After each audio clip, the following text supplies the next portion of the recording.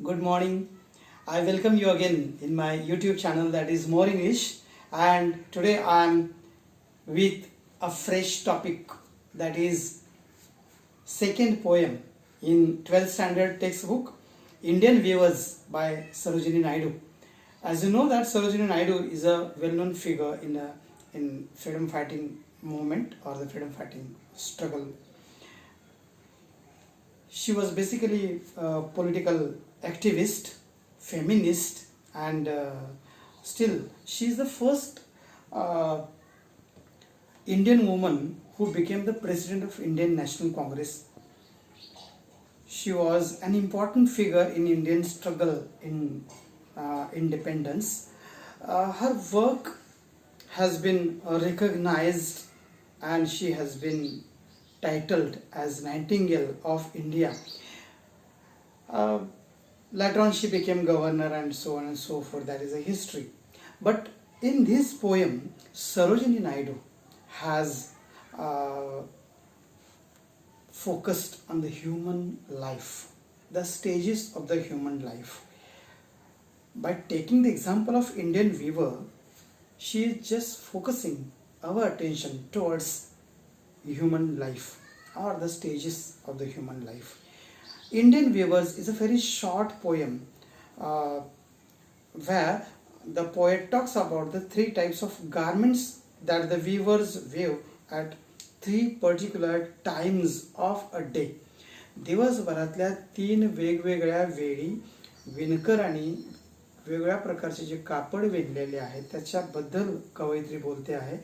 Three stanzas are there, and each stanza is going to represent about the stage of the human life. The first stage is a birth or childhood. The second stage is a youth or the adulthood. The third and the last stage is the old age or the death.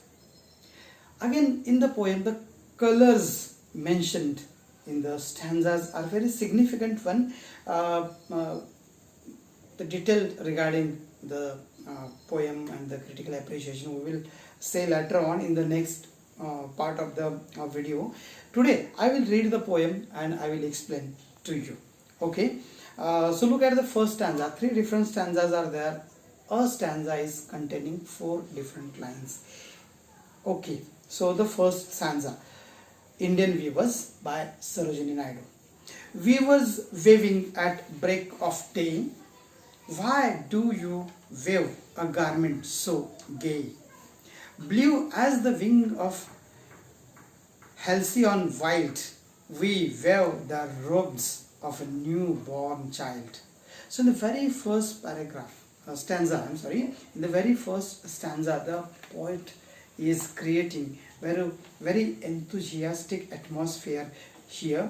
The first line, weaver weaving at the break of the day. Break of the day, morning, the starting of the day, दिवसाची सुरुवात. The weavers are weaving at the morning, the first stage, the first time of a day, that is morning.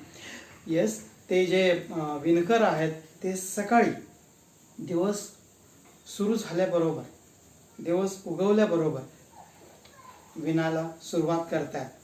And the poetess asks them, why do you weave a garment so gay? इतकं सुंदर, इतकं तेजस्वी हे कापड तुम्ही का विणताय? Why do you weave?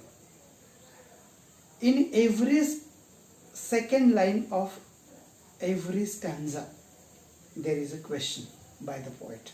So why do you weave a garment so gay? का विणलं जातं त्याचं उत्तर दिलं गेलंय. Blue as a wing of halcyon white. ते जे कापड विणलं जात आहे ते ब्ल्यू कलरचं आहे. ब्ल्यू उत्साहाचा कलर, भरभराटीचा कलर. येस, तर halcyon मीन्स किंगफिशर, छोटा पक्षी, ब्ल्यू कलरचा, आणि त्याच्या अंगावरचा जो निळा कलर आहे, निळा रंग आहे, तो इतका तेजस्वी असतो. तसं कापड विणलं जात आहे. We weave the robes of a new born child. कशासाठी? हे नवीन जन्माला येणारं जे बाळ आहे, नवीन जन्माला आलेलं जे बाळ आहे, त्याच्यासाठी means the beginning of life, जीवनाची सुरुवात आहे ती. अतिशय उत्साही, निळा कलर ज्या पद्धतीनं आपल्याला तेज देतोय त्या पद्धतीनं आपल्या आयुष्याची सुरुवात सुद्धा असते. No any problem, no any burden, no any kind of tension. So just only enthusiasm, just only joy, just delightfulness is there. So the weavers early in the morning are starting to weave for the newly born child. हे कापड कोणासाठी विणलं जाते?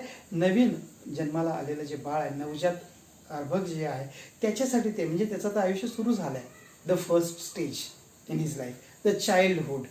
Very enthusiastic. The poet emphasized on this issue indirectly, that the childhoodness is full of energy, the childhoodness is full of enthusiasm, the childhoodness is full of joy and entertainment.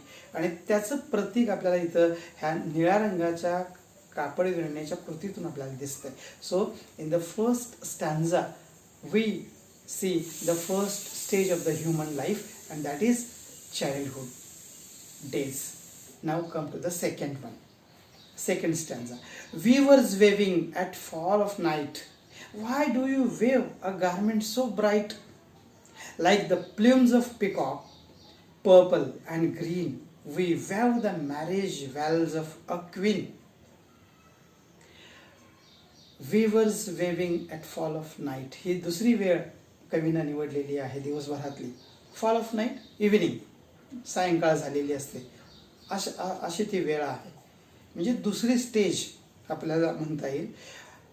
The poets asks question again, why do you weave a garment so bright?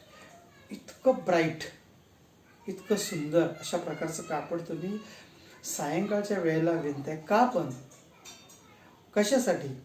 And the answer is that like the plumes of a peacock, purple and green. जसं मी आधी सांगितले की प्रत्येक स्टॅन्झाच्या दुसऱ्या लाईनमध्ये एक प्रश्न विचारला आहे, असंच प्रत्येक स्टॅन्झाच्या तिसऱ्या लाईनमध्ये कलर्स म्हणजे रंग सांगितले आहेत वेगवेगळे. ते वेगवेगळे रंग वेगवेगळ्या म्हणजे प्रतिकात्मक त्याचा वापर कवयित्रीने ते केलेला बघायला मिळतो. Like a plumes of a peacock, purple and green, म्हणजे मोराचा पिसारा ज्या पद्धतीनं पर्पल ग्रीन असा असतो. येस, प्ल्युम्स साधारण तुरा ज्याला म्हणतो आपण किंवा पिसारा म्हणूया, तर त्या सॉफ्ट फिदर्स, अतिशय मऊ अशा प्रकारची पिसं त्याची असतात त्या मोराची. तर त्याचा कलर जो आहे तो इथं जांभळा आणि ग्रीन असा घेतला आहे. So these are the two colours. आणि कशासाठी कशासाठी विणतायत ते? We weave the marriage veils of a queen. म्हणजे आता चाइल्डहुडनेस संपतोय, यूथ जाऊन ॲडल्टनेस येतोय, ॲडल्टहुड येतोय. तर ॲडल्ट होण्याची कृती म्हणजे इथं लग्न, मॅरेज. आणि त्या मॅरेजसाठी एखाद्या क्वीन, नववधू कशा प्रकारची दिसते, एखाद्या क्वीनसारखी दिसते, तिला तशा प्रकारचं सजवलं जातं, तशा प्रकारचे कपडे तिला घातले जातात. तर साधारण आम्ही त्या नववधूसाठी जे बुरखा म्हणूया आपण, वेल्स म्हणजे बुरखा किंवा वेडिंग ड्रेस आपण म्हणूया, तशा प्रकारचं आम्ही शिवतोय. म्हणजे ही माणसाच्या आयुष्यातली दुसरी फेज इथं सांगितलेली बघायला मिळते. So weavers are still weaving for whom? For the newly wed girl. तर तिच्यासाठी ते ड्रेस शिवला जातोय. इथं पर्पल कलर घेतलाय, हा साधारण आपल्याला व्हॉट वी से गॉर्जियस असा वाटतो. ग्रीन म्हणजे mixed kind of, we can say, feelings are there in this phase of the life. On one hand the responsibility, on the other hand the prosperity is there. अशा प्रकारचं हे जे ॲडल्टहुड आहे human life मधला, तो इथं सांगितलेला बघायला मिळतो. Now the concluding stanza we will see. Weavers weaving solemn and still, what do you wave in the moonlight chill? What as a feather and white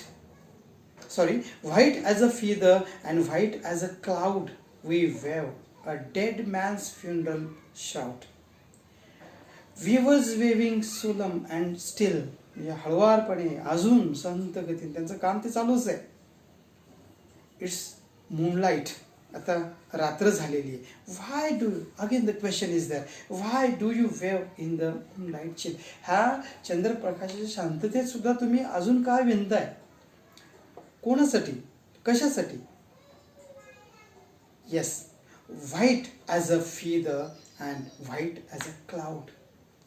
जसं एखाद्या पक्षाचं पीस व्हाईट, पांढरं शुभ्र असतं, किंवा पाऊस पडून गेल्यानंतरचा जो ढग, आधी काळाभोर ढग असतात, काळेभोर ढग असतात, आणि ते पाऊस पडून गेल्यानंतर जे व्हाईट शिल्लक राहतात, असं पांढरं शुभ्र कापड विणलं जातं. काय white? Yes, we weave a dead man's funeral shroud. आम्ही मृत झालेल्या माणसासाठी, त्याच्या अंत्यविधीसाठी लागणारं जे कफन म्हणतो आपण, तर ते त्यांच्याकडनं विणलं जाते. अंत्यविधीला व्हाईट, त्या प्रेतावरती व्हाईट कलरचं कापड टाकलं जातं, तर ते आम्ही विणतो इथे. So this is the last stage of the human life.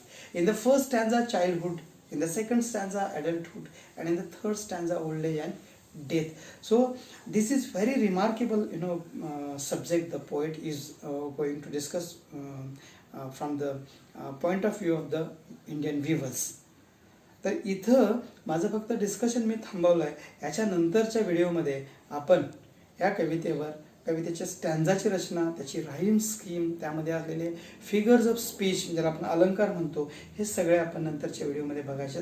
सध्या मी इथं थांबणार आहे, पण थांबण्याआधी आपणा सगळ्यांना एक रिक्वेस्ट आहे की तुम्हाला माझे व्हिडिओज आवडत असतील तर तुम्ही नक्की लाईक करा, शेअर करा आणि कमेंट्स करा. Thank you so much.